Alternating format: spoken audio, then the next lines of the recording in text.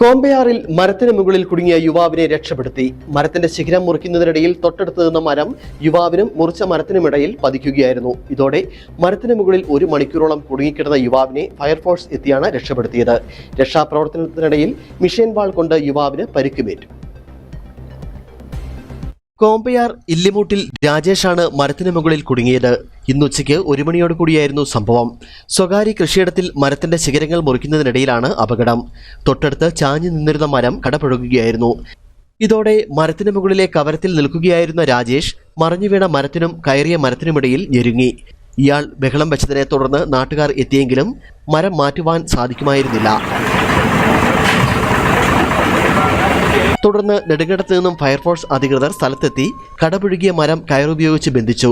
തുടർന്ന് മിഷേൻ വാൾ ഉപയോഗിച്ച് മരം മുറിച്ചു നീക്കുവാൻ ശ്രമിച്ചെങ്കിലും ഇതിനിടയിൽ രാജേഷിന്റെ കാലുകളിൽ വാള് കൊണ്ടു. പിന്നീട് നാട്ടുകാരുടെ നേതൃത്വത്തിൽ ഏണി വെച്ച് മരത്തിന് മുകളിൽ കയറി ശ്രമകരമായി രാജേഷിനെ താഴെയിറക്കുകയായിരുന്നു.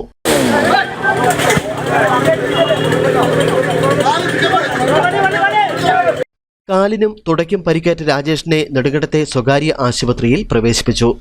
News bureau, Kambammettu.